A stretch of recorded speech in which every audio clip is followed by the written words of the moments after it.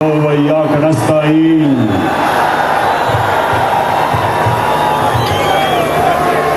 पहले मैं अपनी पिंडी और इस्लामाबाद की टीम को मुबारक देता हूं, खराज तहसीन पेश करता हूं कि आज दो शहरों ने वो जलसा किया इस्लामाबाद की परेड ग्राउंड पे जो इस्लामाबाद और पिंडी की तारीख पे माशाअल्लाह इतना अवाम का समुंदर कभी नहीं देखा। तो मुबारक हो, खराज तहसीन पेश करता हूं आपको। उसके बाद मैं सिर्फ एक अपने नौजवानों आप सबके लिए एक बात कहना चाहता हूं, सबके लिए जो अंदर घुस भी नहीं सके यहां आप सबको, और वहां ऊपर भी सब बैठे हुए हैं। एक चीज आपने ध्यान रखनी कि हमारी फैमिलीज और हमारी ख्वातीन बैठी है, आपकी जिम्मेदारी आपने उनका ध्यान रखना है। ये हमारा दीन है, हमारा फर्ज है कि हम अपनी बहनों बेटियों माओं का उनकी इज्जत करें और उनकी रखवाली करें। तो यहां मैं देख रहा हूं कि क्राउड ज्यादा बन रहा है, आपने बड़ा देख के उनका ध्यान रखना। मैं आज सबसे पहले 26 मई की सुबह जब मैं इस्लामाबाद पहुंचा, सुबह को मैंने फैसला किया कि हम धरना नहीं देंगे। और मैं आज आप सबके सामने ये बताना चाहता हूं कि क्यों मैंने फैसला किया। क्योंकि मुझे पता था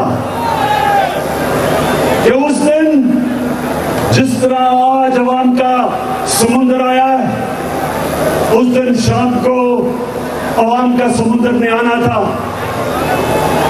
और मुझे पता था कि लोगों में गुस्सा था अपनी पुलिस के खिलाफ और रेंजर्स के खिलाफ कि उन्होंने सिर्फ नौजवानों के ऊपर शेलिंग नहीं सिर्फ की, उन्होंने औरतों और बच्चों के ऊपर बेदर्दी से जिस तरह उन्होंने जुल्म किया, मुझे ये पूरा इल्म था कि उस दिन शाम को इंतशार होना था। उस दिन शाम को पुलिस और रेंजर्स के सामने मेरी कौम ने खड़े हो जाना था। मैंने इसलिए फैसला किया कि ये कौम भी मेरी है, पुलिस भी मेरी है, रेंजर्स भी मेरे हैं। मैं अपनी कौम में इंतशार नहीं फैलाना चाहता। मैं तो सिर्फ एक मकसद के लिए निकला हूं कि इंपोर्टेड हुकूमत नामंजूर। मेरा मकसद सिर्फ निकले का एक है, एक अमरीकी साजिश के तहत यहां के मीर जाफर और मीर सादिक ने मिलकर इन्होंने साजिश की, एक 22 करोड़ अवाम की इलेक्टेड हुकूमत को हटाया। और उसके बाद इस मुल्क के बड़े बड़े डाकुओं को हमारे ऊपर मुसल्लत किया।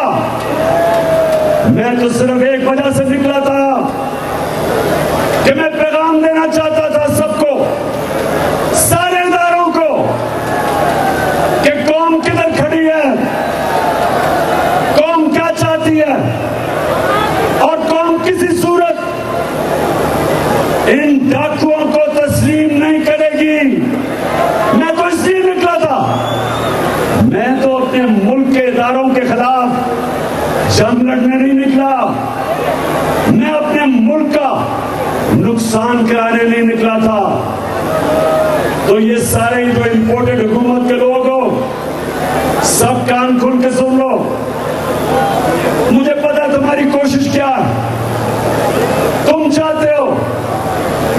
कि हम अपनी फौज से लड़ पड़े। तुम ये चाहते हो कि हम अपनी फौज और अपनी अदलिया के सामने खड़े हो जाएं। कान खोल के सुन लो इंपोर्टेड हुकूमत वालों, चेरी ब्लॉसम सुन लो,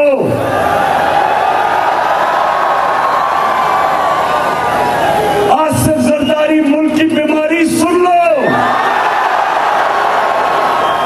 फजल रहमान डीजल सुन लो कि हमारा जीना मरना पाकिस्तान में।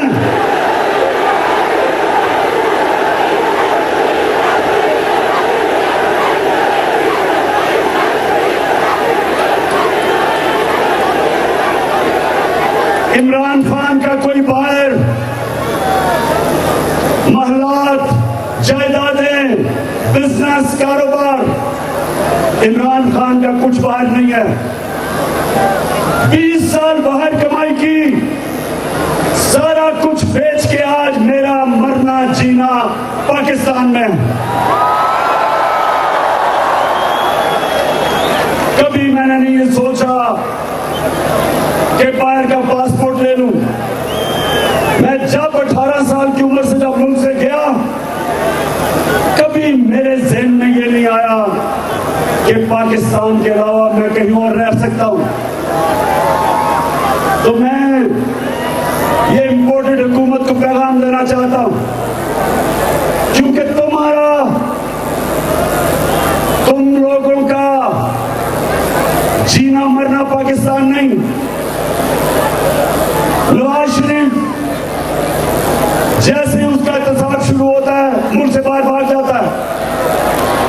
मुशर्रफ के दौर में दुम दबा के बाहर सऊदी अरेबिया चला गया,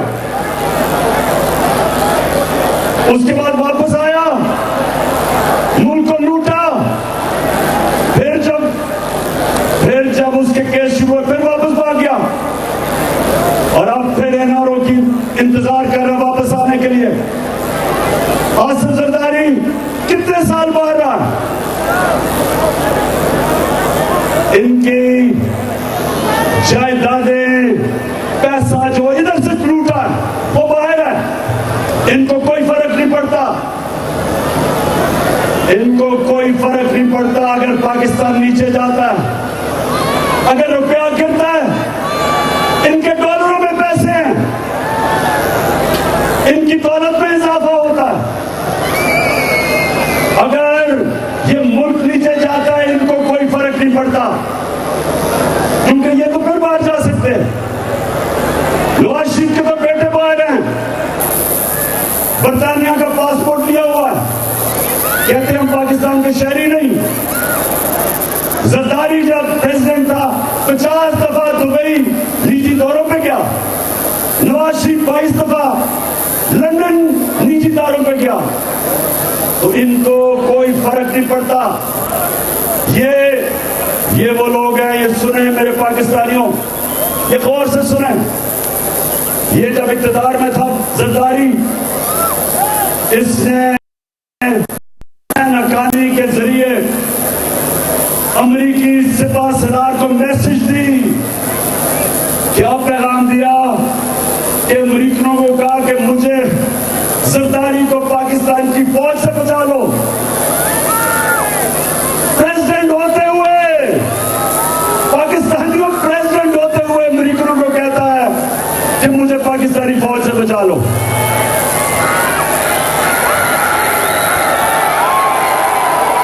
और दूसरी तरफ ये सुना जरा, दूसरी तरफ नवाज शरीफ ने हिंदुस्तान जब वो गया, हिंदुस्तान में उसने कश्मीरी हुर्रियत लीडर्स को नहीं मिला कि नरेंद्र मोदी नाराज ना हो जाए। और काठमांडू में जब छुप के साथ की मीटिंग की नरेंद्र मोदी से, तो अपनी फौज से बच के की। कश्मीरियों पे वो जुल्म कर रहे थे, कश्मीरियों पर जुल्म कर रहे थे, नरेंद्र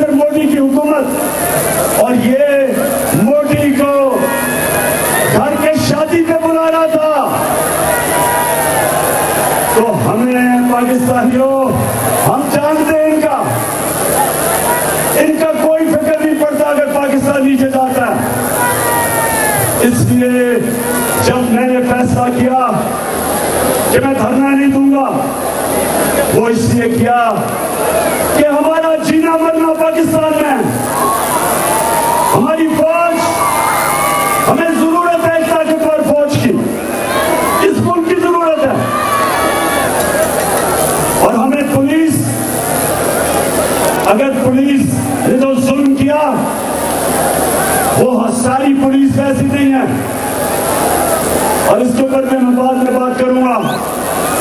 लेकिन मुझे ये पता था कि अगर मैं उस दिन धरना दे देता,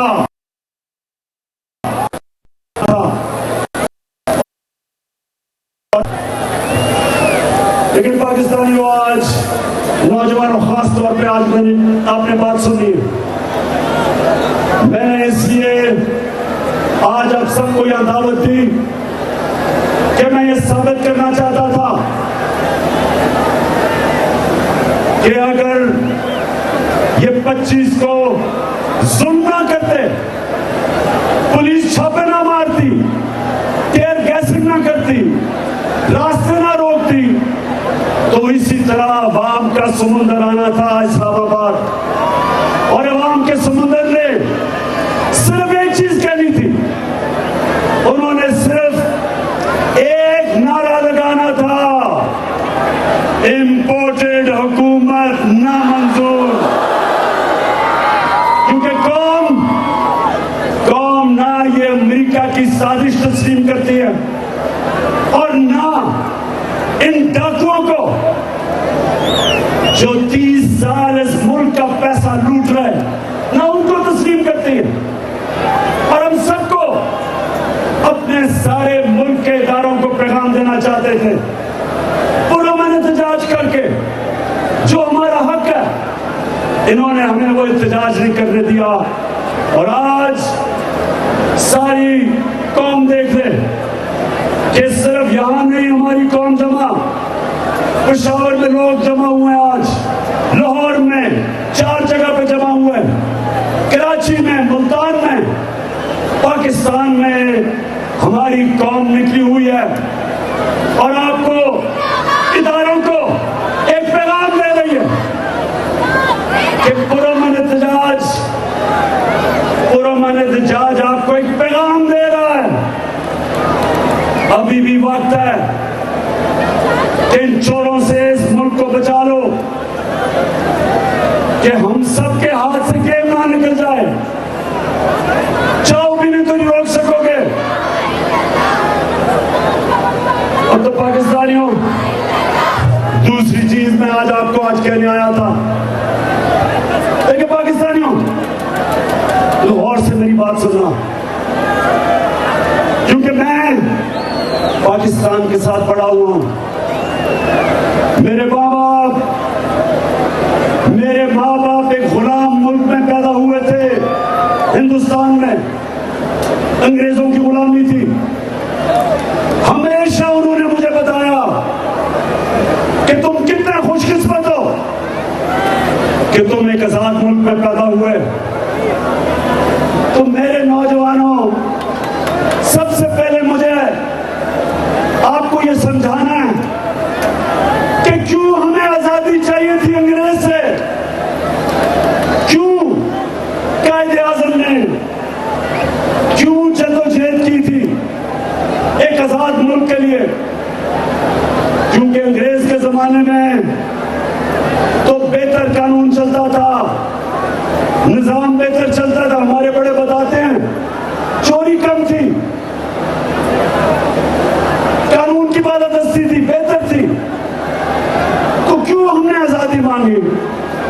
हमने आजादी, सुन लो पाकिस्तानियों, हमने इसलिए मांगी कि हमारा अल्लाह से दावा है कि ला इलाहा इल्लल्लाह।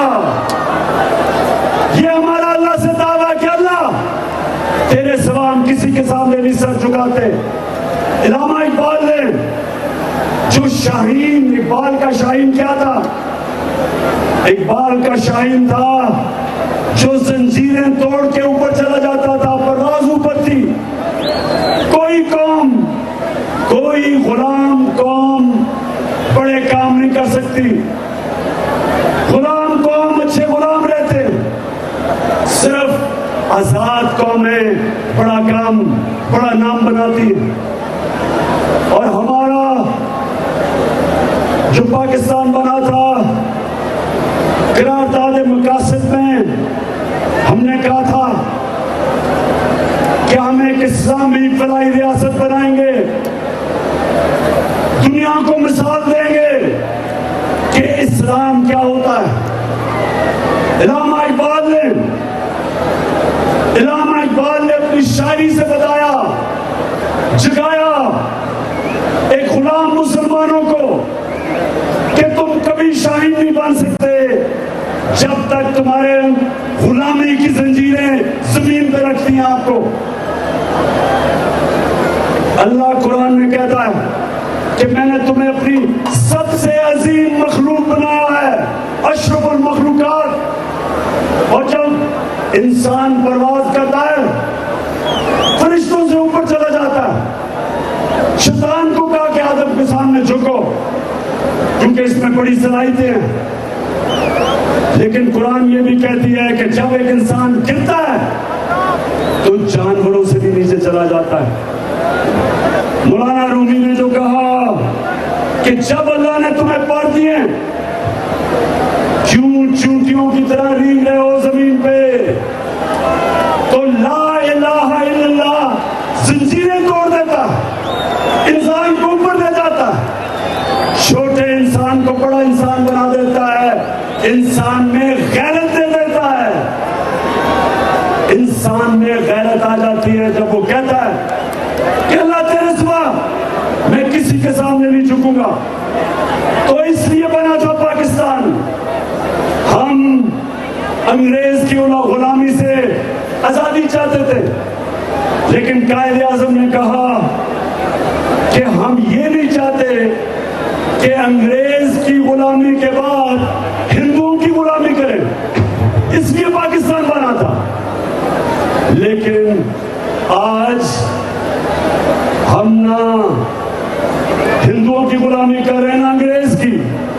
लेकिन आज अगर हमने अमेरिकनों की गुलामी करनी थी तो फिर आजादी की जंग क्यों लड़ी, क्यों जद्दोजहद हुई?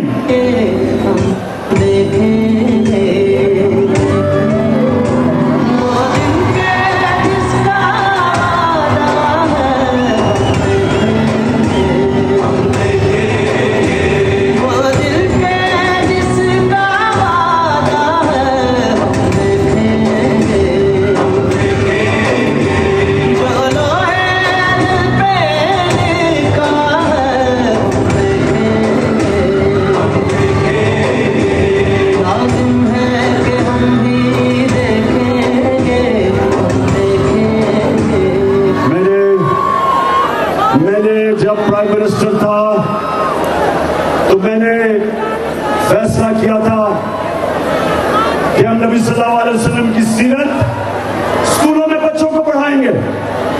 क्यों पढ़ानी थी? इसलिए कि हमारे बच्चों को पता चले कि वो मदीना की रियासत में वो क्या इनकलाब आया था कि दुनिया की तारीख बदल गई। तो पाकिस्तानियों ये सुनो बात कि उन्होंने लोगों को आजाद किया था, और वो आजाद लोग उन्होंने दुनिया की इमामत की थी।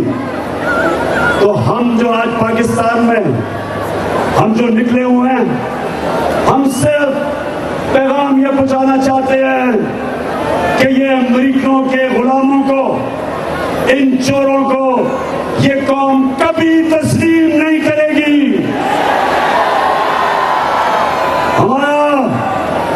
हमारे अजीम लीडर मोहम्मद सल्लल्लाहु अलैहि वसल्लम,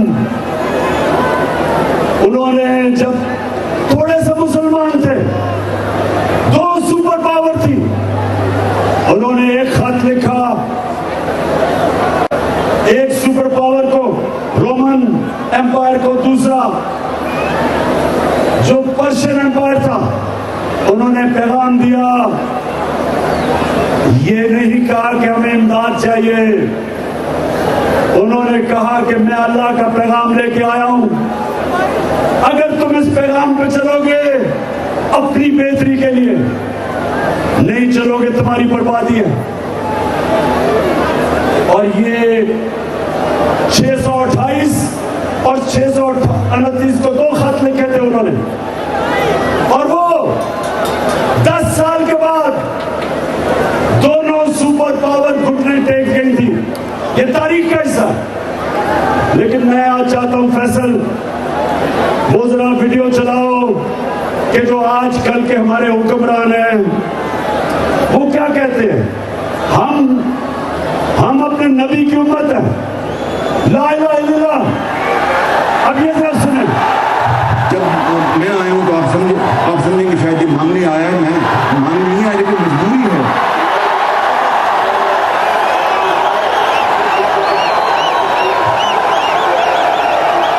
आवाज नहीं आ रही,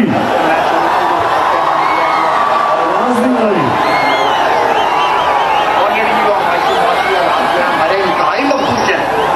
सारे वेंटिलेटर जो है ना ये लगे हुए हैं अमेरिका की मर्जी से लगे हुए हैं। अमेरिका चाहे तो ये सारे के सारे जो हमें जो ड्रिप्स लगी हुई है, जो वेंटिलेटर लगे हैं, सारे के सारे ऑफ हो जाते हैं। Beggars can't do this. तो पाकिस्तानियों, ये है आपके लीडर। एक कहते हैं कि हम बेकारी हैं, हम बेकारी हैं इसलिए हम अमेरिका की गुलामी कर रहे हैं। दूसरा कहता है कि हमें अमेरिका ने वेंटिलेटर पर लगाया हुआ है इसलिए हम मजबूर है गुलामी करने के लिए। मेरा सवाल इन दोनों को है, इन बूट पॉलिशर्स को दो। मेरा सवाल है कि ये वेंटिलेटर पर लगाया किसने? 30 साल तुम 2 खानदान इस मुल्क के ऊपर हुकूमत करते रहे हो। 30 साल, तो 30 साल तुमने हुकूमत की है, तो वेंटिलेटर पे किसने लगाया है?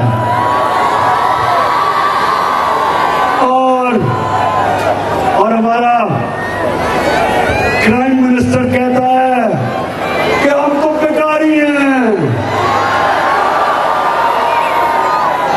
अब मुझे ये बताओ, अब ये जरा पाकिस्तानी ये बताओ कि कहां कायद आजम मोहम्मद अली जिन्ना, कहां पाकिस्तान का नारा कि पाकिस्तान का मतलब क्या, और कहां ये अमेरिका के गुलाम, अमेरिका के जूते पॉलिश करने वाले कहते हैं हम अमेरिका के बगैर जिंदा नहीं रह सकते। तो मैं आज अब सबके सामने देखें पाकिस्तानियों, आज मैं पैगाम सबको देना चाहता हूं कि अगर किसी का यह ख्याल है कि हमारी खुददार और गैरतमंद कौम इनको मान जाएगी जो पैसे के बुत की पूजा करते, पाकिस्तानियों एक बात सुनो, मैं जरा गौर से आखिरी शुरू में मेरी बात सुनो, अभी और बातें कर रही है।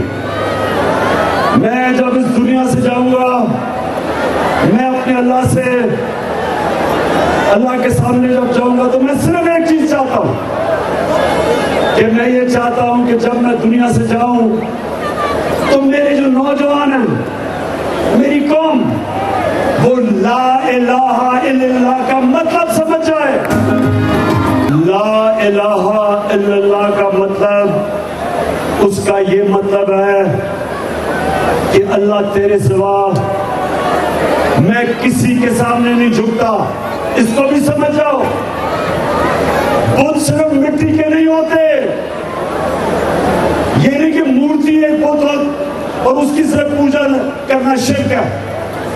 जो चीज जिधर आप अपने जमीर की कीमत लगा देते, जिधर आप अपने जमीर को बेचते हैं, वो शिर्क है। जिधर सच और हक आपके रास्ते में आप कोई भी चीज ले आते हैं वो शिर्क है। सबसे बड़ा बुत, पाकिस्तानी और नौजवानों सुन लो, सबसे बड़ा बुत खौफ का बुत है। खौफ लोगों को गुलाम बना देता है। कभी आज तक कोई कौम बड़ी कौम नहीं बनी जब तक वो अपने खौफ के ऊपर काबू नहीं पाती। नबी सल्लल्लाहु अलैहि वसल्लम के जमाने में तारीख का हिस्सा, मुसलमान थोड़े से भी थे, हथियार भी उनके पास जदीद हथियार नहीं थे, लेकिन वो सारी दुनिया पे, आधी दुनिया के ऊपर छा गए क्योंकि वो आजाद लोग थे। वो वाकई किसी चीज, वो वाकई किसी किस्म का शिर्क नहीं करते थे। पैसे का बोझ है, लोग पैसे के सामने अपना जमीर बेच देते।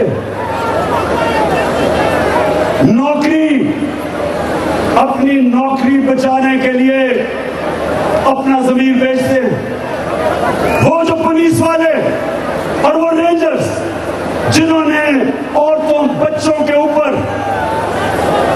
शेलिंग की, उन्होंने अपनी नौकरी को अपने जमीर से आगे रखा। कोई कानून इजाजत नहीं देता कि अब औरतें बच्चों के ऊपर जुल्म करें, कोई कानून इजाजत नहीं देता, लेकिन उनको खौफ था कि मेरी नौकरी ना चली जाए। उनको यह खौफ था कि मेरी नौकरी ना चली जाए।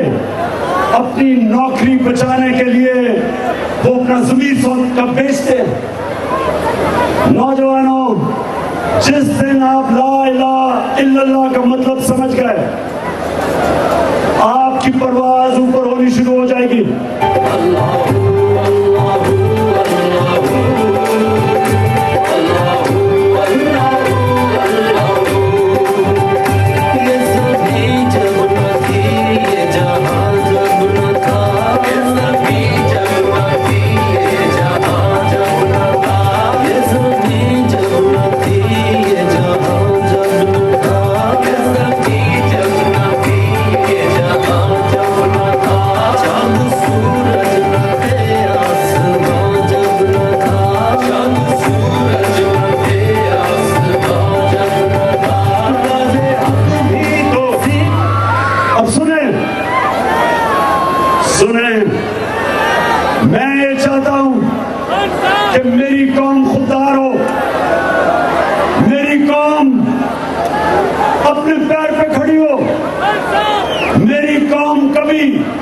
किसी मुल्क के सामने हाथ ना फैलाए। और शहबाज शरीफ का फिर से वो दिखाना, पहले वो दिखाना, जब मैं आया हूँ तो आप समझे कि शायद ये मांगने आया, मैं मांगने नहीं आया, लेकिन मजबूरी है।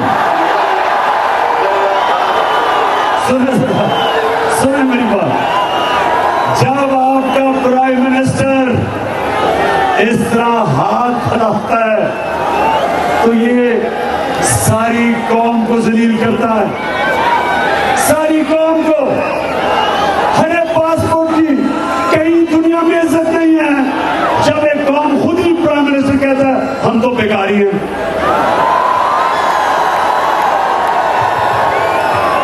ये है बेकारी। ये पैसे के खुदा की पूजा करने वाले, इनके पैसे पड़े हैं बाहर, इनके अरबों डॉलर बाहर पड़े हैं, इनकी जायदादें बाहर हैं, बैंक बाहर, बैलेंस बाहर है, इनकी बिजनेस बाहर है, इनकी छुट्टियां बाहर हैं। इनके बच्चे, बेटे कहते हैं, 3 दफा प्राइम मिनिस्टर है, बेटे कहते हैं जी हम तो पाकिस्तान के शहरी नहीं, हम तो बरतानिया के शहरी हैं। बेटे ऐसे कहते हैं जैसे ये बरतानिया की मालिक के घर में पैदा हुए हैं, गवार मंडी में नहीं पैदा हुए। तो पाकिस्तानियों, ये मैं आज आपको इसलिए बुलाया कि मैं चाहता हूं कि हमारी कौम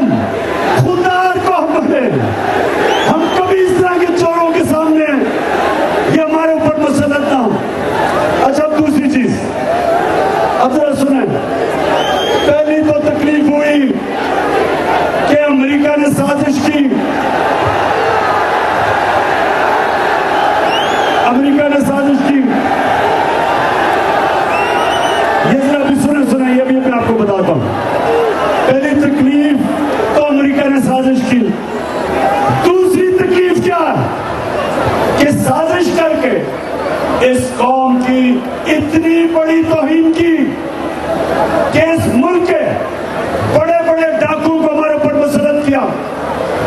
अब मैं आपको सिर्फ ये दिखाना चाहता हूं कि मैं सिर्फ इनको डाकू नहीं कह रहा, मैं तो 26 साल से पॉलिटिक्स में आया ही था इनके खिलाफ जहाद लड़ना, चोरों के खिलाफ। लेकिन मैं आज आपको बताना चाहता हूं कि ये एक दूसरे के मतलब क्या कहते थे, बाहर के अखबार इनके ऊपर क्या कहते थे।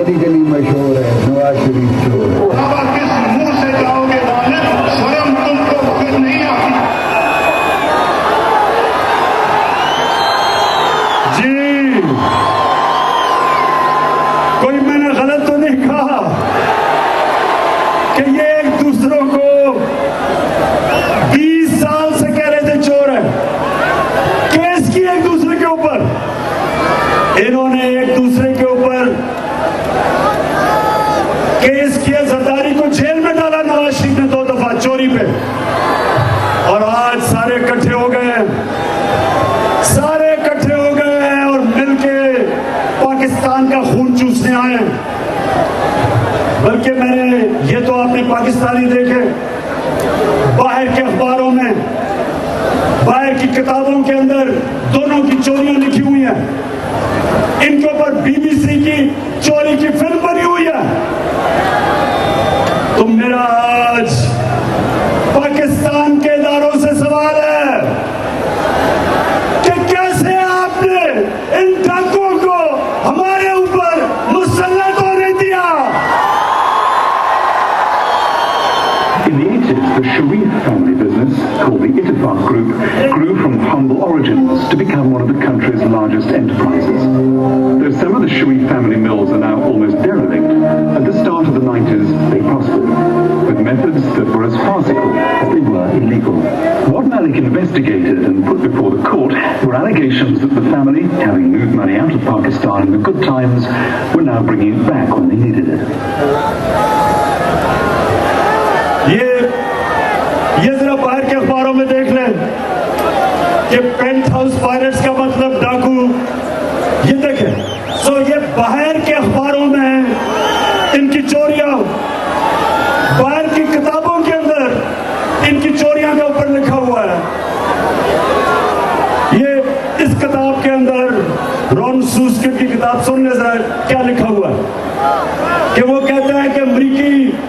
एजेंसीज ने फोन टैप किया, बिलावल भुट्टो को उसकी वालदा बता रही है कि किधर किधर उनके बैंक अकाउंट्स के अंदर पैसा रखा हुआ है, बैरून बैंक अकाउंट में। तो मैं फिर सवाल पूछता हूं, मैं अपने इदारों से सवाल पूछता हूं आज कि क्या इस मुल्क में करप्शन के खिलाफ क्या मैंने अकेले ने ठेका लिया हुआ है? क्या यह आपका पाकिस्तान नहीं है? क्या आपको यह समझ नहीं आ रही कि जब आप मुल्क के ऊपर डाकुओं को मुल्क के खजाने के ऊपर बैठा देते हैं तो क्या आपको यह पता नहीं कि वो मुल्क तबाह हो जाता है? इन्होंने आते साथ ही अच्छा एक और तरह सुना नहीं, अभी मैं आपको एक और चीज बताता हूं कि इन्होंने अखलाकियात कैसे तबाह की। उससे पहले मैं सवाल पूछता हूं कि मुझे दुनिया में एक मुल्क में मिसाल दे दो कि जिनके ऊपर करप्शन के केसेस, डाके के केसेस, पिछले 10 साल के केसेस, पहले जनरल मुशर्रफ ने इनके सारे केस माफ किए, एनआरओ दिया, 10 साल वापस आए, चोरी की, अब आके ये दूसरा एनआरओ इन्होंने असेंबली में अपने आप को दिया। कभी दुनिया में मुझे किसी बनाना रिपब्लिक में बता दे कि असेंबली में इन्होंने नैब की अमेंडमेंट करके 1100 अरब रुपया माफ किया है। 1100 अरब रुपया। गौर से सुने, इन्होंने जो अमेंडमेंट किया है, इन्होंने नैब को खत्म कर दिया अपने केसेस बचाने के लिए। जो पाकिस्तान को अब आपका पैसा 1100 अरब रुपया वो इन्होंने माफ करवा लिया कानून के जरिए। मैं फिर से पूछता हूं, इस मुल्क के इदारों से पूछता हूं कि क्या ये सिर्फ मेरी जिम्मेदारी है? क्या आपका पाकिस्तान नहीं है? मैं अपनी अदलिया से पूछता हूं कि ये आपका काम है कानून की बालादस्ती की हिफाजत करना, रूल ऑफ लॉ की हिफाजत करना पाकिस्तान की जुडिशरी का काम है। मैं अदालत में गया हुआ हूं, चैलेंज किया मैंने नैब अमेंडमेंट्स, लेकिन मैं बड़े एहतराम से पूछता हूं कि कहीं ऐसा हुआ है आज तक कि आप जाके अपने, कहीं हुआ है कि मुल्जिम काजी बन जाए? क्या कहीं ऐसा हुआ है कि 16 अरब रुपए के एफआईए के केसेस शहबाज शरीफ के, और वो एफआईए के ऊपर बैठ जाए और अपने केसेस खत्म करवा दे, गवाह मरवा दे? कहीं दुनिया में हुआ ऐसा? कहीं ऐसा हुआ कि नैब की अमेंडमेंट्स करके इस मुल्क के कौम के पैसे 1100 अरब रुपए का टाका पड़े? यही 1100 अरब रुपया, यही 1100 अरब रुपया हो।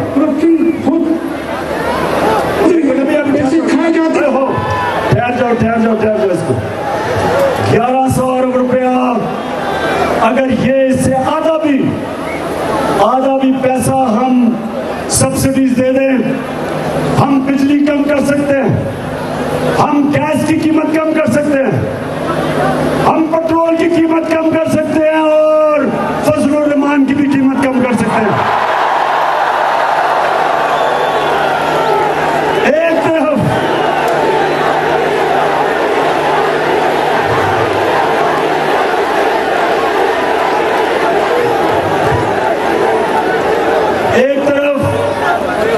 एक तरफ कौम के ऊपर महंगाई का बोझ, महंगाई की दलदल में आवाम फंस रही है, और दूसरी तरफ अपने आप को 1100 अरब रुपए की एनआरओ 2 दे रहे हैं। मैं अपने न्यूट्रल से पूछना चाहता हूं,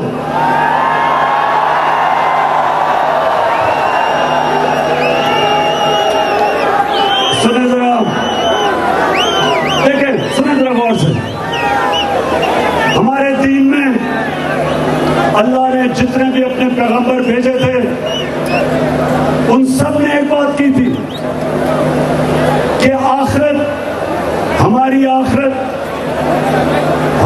आखिरत उस चीज के ऊपर है कि जितना अल्लाह हमें देता है उसके मुताबिक हम इंसानियत की खिदमत कैसे करते हैं।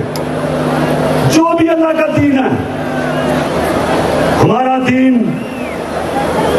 मसीहों का दीन, यहूदियों का, हिंदुओं का, जिसका भी दीन है, उन सबको एक ही पैगाम मिला था कि आपका दुनिया में इम्तिहान सिर्फ एक होगा कि जितना भी अल्लाह आपको नवाजेगा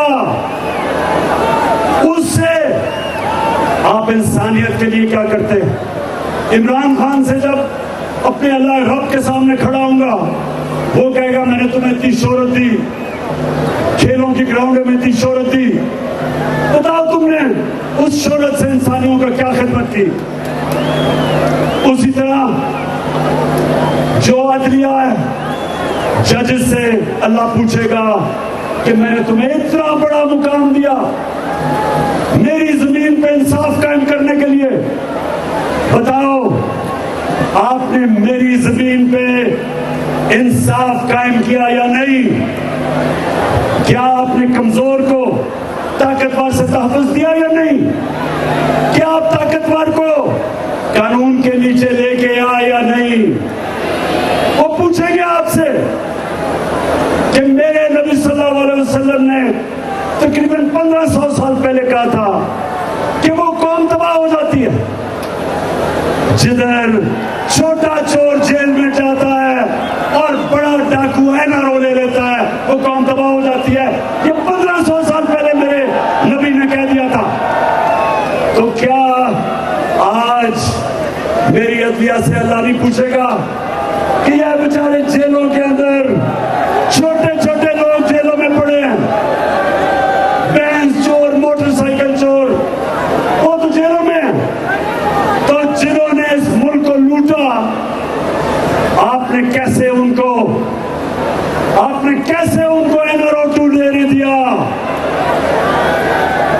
क्या आपको सुमोटो एक्शन नहीं लेना चाहिए था। कौन को लूट रहे हैं, वो दिन दिहाड़े लूट रहे हैं। और मेरे न्यूट्रल से भी वो ये पूछेंगे,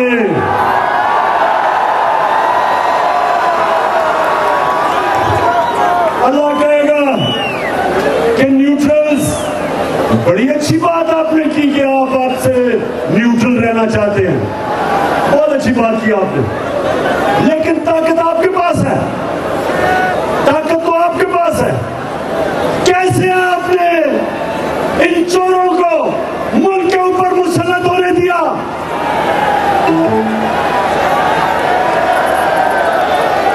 क्यों अल्लाह पूछेगा या नहीं पूछेगा, बताओ। अल्लाह पूछेगा, हर किसी से पूछेगा कि जो इस मुल्क में इस जुल्म के निजाम को हमारे ऊपर मुसल्लत जिसने भी किया, अल्लाह उन सब से पूछेगा, अल्लाह उन सब से हिसाब लेगा। मालिक यौमिद्दीन है अल्लाह, इंसाफ का खुदा है कि कमजोर लोग जेल में, छोटे चोर जेल में और बड़े चोर हमारे ऊपर मुसल्लत किए।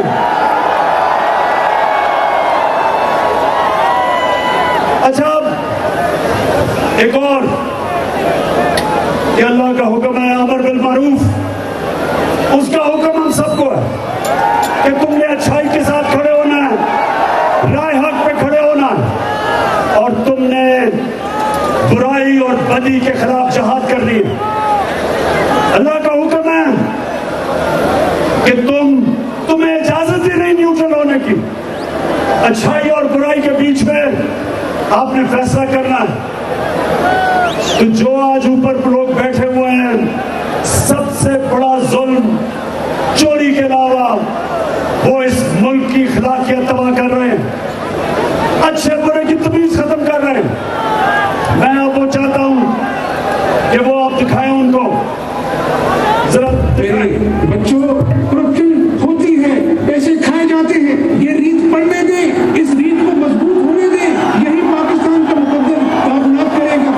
आज जो सबसे बड़ा सबक है वो ये है कि आपको मैं दुनिया में बहुत से ममालिक गिना सकता हूँ कि जिन्होंने हमारी जितनी करप्शन के बावजूद तरक्की कर ली है। असासी आमदन के मुताबिक नहीं तो तुम्हें इससे क्या? नवाज शरीफ की फिर अदलिया पर नुक्ताचीनी।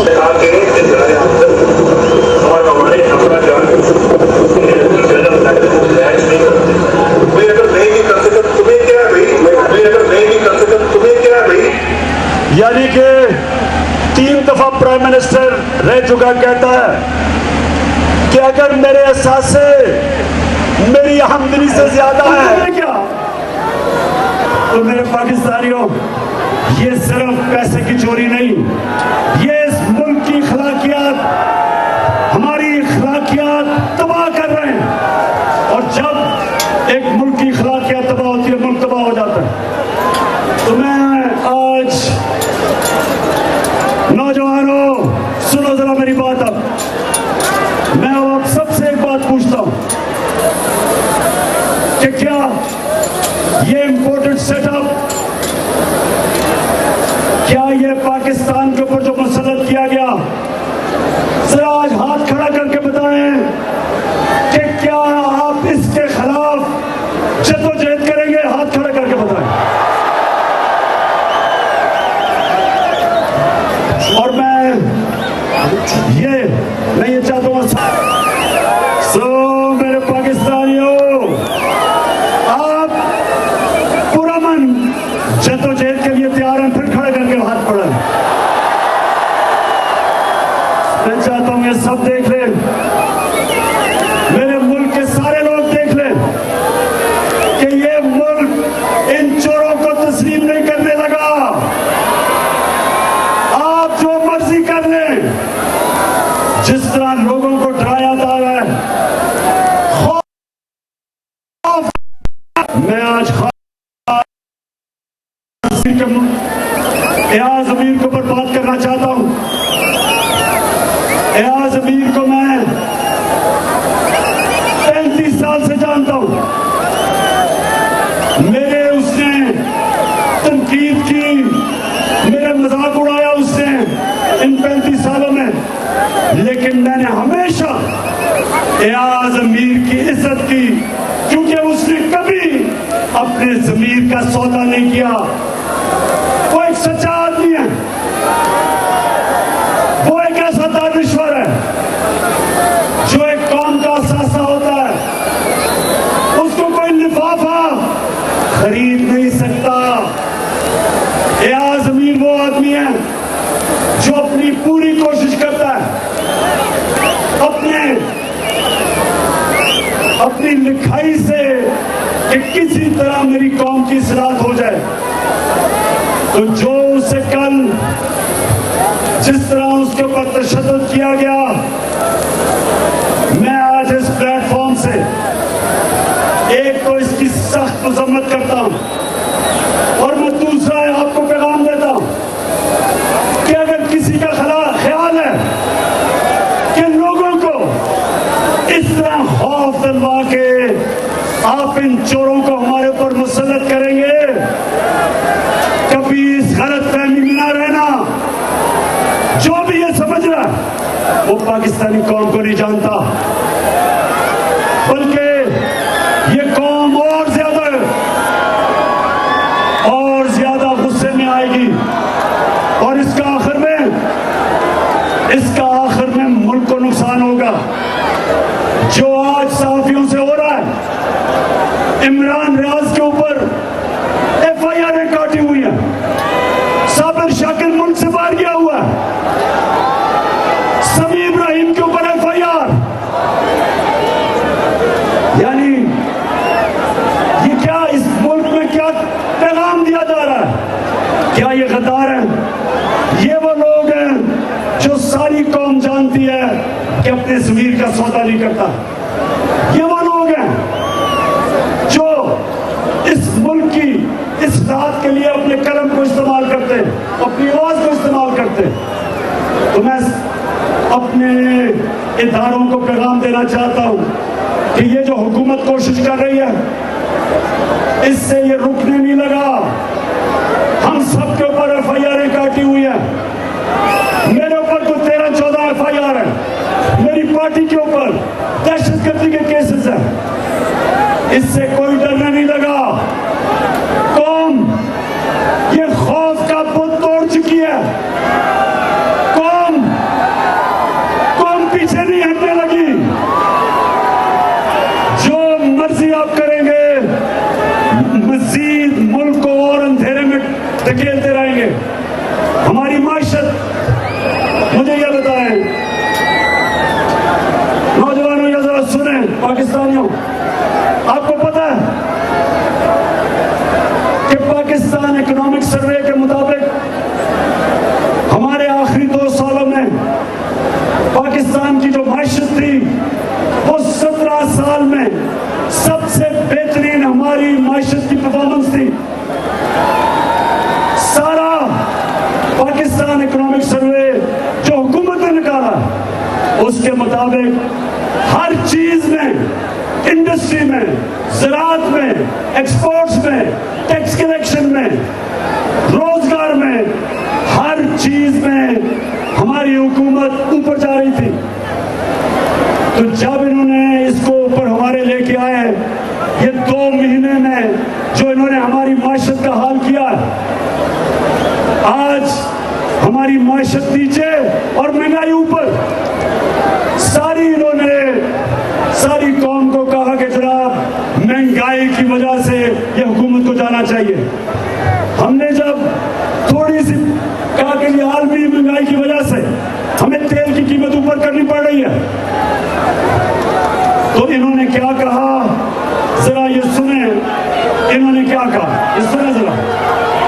तेल की जो कीमत है हुकूमत को 70 रुपए फी लीटर कमी करनी चाहिए। इसलिए 70 रुपए फी लीटर अगर आप तेल की कीमत कम कर दे तो हुकूमत को कोई नुकसान नहीं। आज पेट्रोल 138 रुपए लीटर है। पेट्रोल कौन है? ये कहना कि पूरी दुनिया के अंदर जो महंगाई है वो गलत है।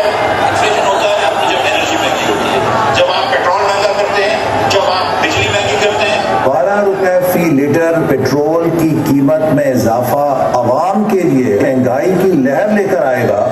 इस वक्त 137 रुपए का लीटर कौन आदमी पाकिस्तान में सब किसकी जेब में इतने पैसे हैं वो खरीद सकता है? मुस्लिम लीग नून और अपोजिशन पीडीएम 1 पैसे की भी मजीद पेट्रोल की कीमत बढ़ाने की इजाजत हुकूमत को नहीं देगी। डीजल के ऊपर हुकूमत पाकिस्तान को 1 लीटर के ऊपर 70 रुपए नुकसान हो रहा है। उसके ऊपर 30 रुपए लेवी लगनी चाहिए थी, तो 70 और 30 यानी कि 100 रुपए यहाँ से बढ़ने चाहिए और उसके ऊपर सेल टैक्स लगना चाहिए। 150 रुपया डीजल का बढ़ाना पड़ेगा और 100 रुपया पेट्रोल का बढ़ाना पड़ेगा। हमने ये पेट्रोल की प्राइस बढ़ाई है, जो डीजल की प्राइस बढ़ाई है, उससे पाकिस्तान को दिवाली से बचाया है। तो सिर्फ बकाया की सुविधा है तेल की सब्सिडी। कौन सा ऐसा मुल्क है तो उस वक्त तेल की जो है वो सब्सिडी दे रहा है? पिछली हुकूमत ने तेल और पेट्रोल की कीमतें आलमी मंडियों में आसमान से बातें कर रही थी, मगर नहीं, तेल और इसकी पेट्रोल की कीमतें जो बाहर से हम इम्पोर्ट करते हैं और वो आसमान से बातें उनकी कीमतें कर रही थी और हैं, अब और भी बढ़ गई हैं। उनकी कीमतें कम कर दी,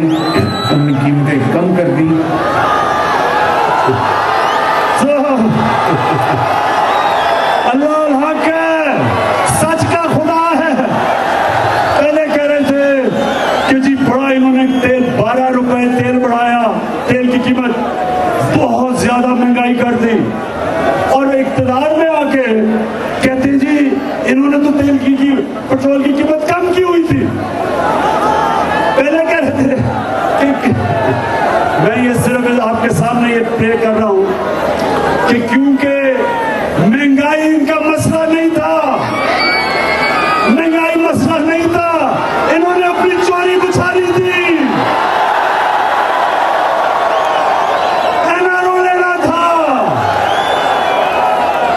और ये आप देख लें कि आज इन्होंने जो कीमतें बढ़ाई हैं, कहते जी आईएमएफ है। आपको तो आईएमएफ सिर्फ 2 महीने तक रहा है, 2.5 साल आईएमएफ से हम उनके साथ डील कर रहे थे।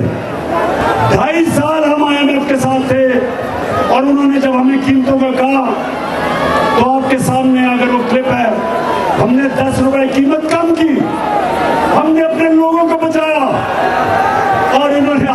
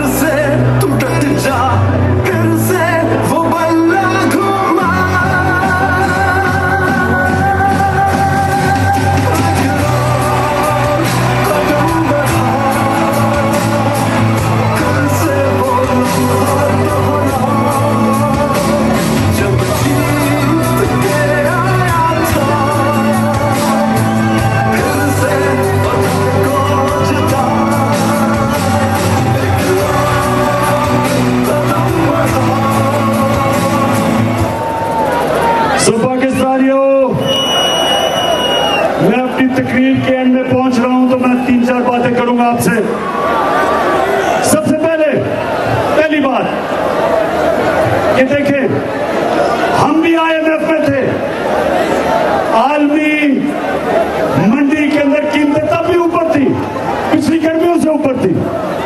कोरोना के दौर में हमने जिस तरह अपने मुल्क को निकाला, सारी दुनिया तस्लीम करती है।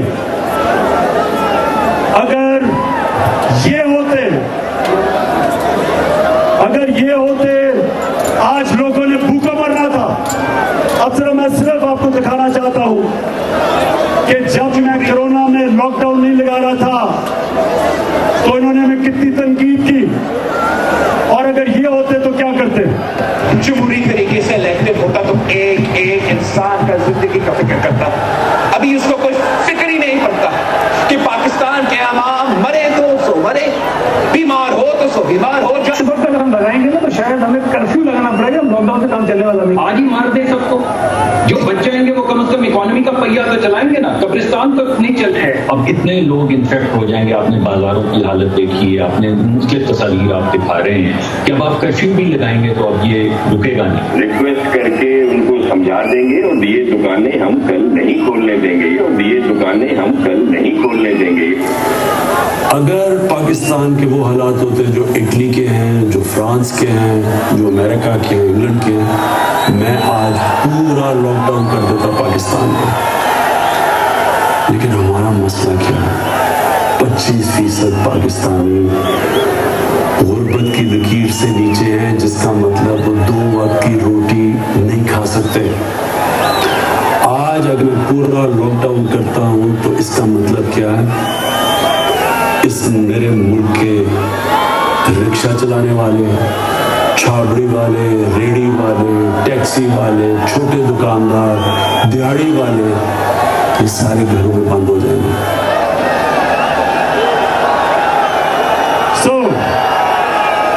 ये मुझे कह रहे थे कि लॉकडाउन लगा दो। मैं इनको कहता था कि ये बेचारे दिहाड़ीदारों का क्या होगा, वो किधर से खाएंगे, वो किधर से, अगर वो उनकी दिहाड़ी है तो वो बच्चों का पेट पालते हैं। मैं इनसे बार बार पूछता रहा, आपने इन सबको सुना, इन्होंने कहा जी लॉकडाउन लगा दो। अब अगर ये हम हिंदुस्तान की तरह लॉकडाउन लगा देते तो आज यहां लोगों ने भूखे मरना था। तो पाकिस्तान वो चंद मुल्कों में से था, दुनिया के 3 मुल्कों में से था जिसने अपने लोगों को भी बचाया कोरोना से, अपनी माइशत को भी बचाया और अपने लोगों को, अपनी कौम को, अपने गरीबों को बचाया।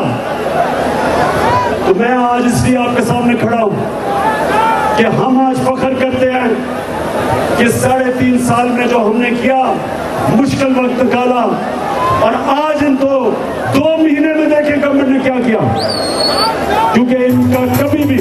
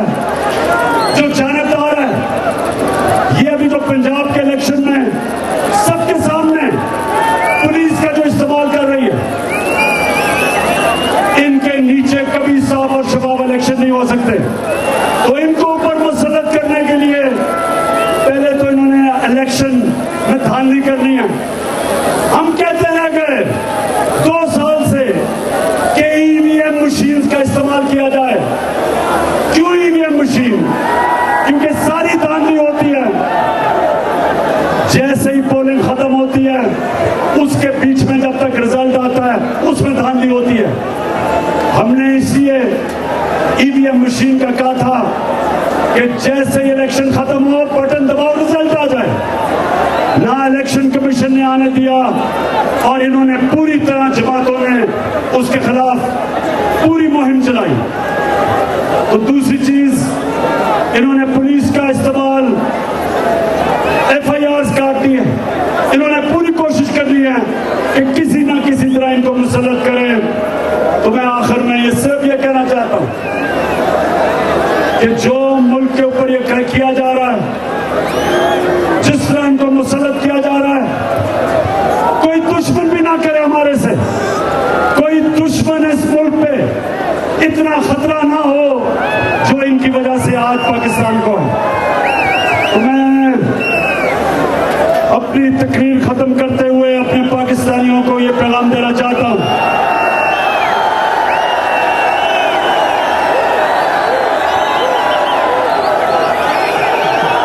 मेरे पाकिस्तानियों,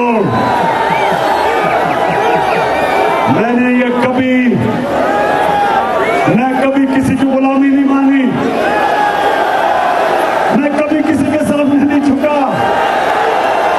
और मैं चाहता हूं कि आप सबके दिलों में ला इलाहा इल्लल्लाह उसी तरह आ जाए जो मेरे दिल में है, कि आप भी कभी किसी की गुलामी नहीं कबूल करेंगे,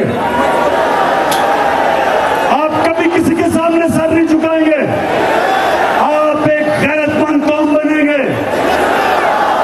आप वो कौम बनेंगे जो हर मुश्किल वक्त अल्लाह के ऊपर ईमान रख के मेहनत करके हर मुश्किल वक्त से आप निकलेंगे, लेकिन आप कभी किसी के सामने नहीं झुकेंगे। कभी भी एक इंपोर्टेड हुकूमत को कभी भी आप नहीं मानेंगे। इंपोर्टेड हुकूमत नामंजूर, हम कभी इनको तस्लीम नहीं करेंगे। और अगर इन्होंने जो मर्जी हरबा इस्तेमाल किया, चाहे इलेक्शन को धांधली करें, चाहे पुलिस का इस्तेमाल करें, ये सारी कौम कभी इन चोरों को नहीं मानेगी। मैं अपने नौजवानों, मैं आज सबको कहना चाहता हूं कि हमारे अब 20 इलेक्शन है, बाई इलेक्शन पंजाब में धांधली करनी है। क्यों ये धांधली की? और हमने पाकिस्तानियों, हमने मिलके धांधली के बावजूद इनको शिकस्त देनी है। मैं फिर से याद करा दूं, बड़ी पुरानी बात है, मैं वाहिद पाकिस्तान का क्रिकेट कैप्टन हूं जो हिंदुस्तान में गया, उनके अंपायरों के बावजूद हिंदुस्तान को हरा के आया था।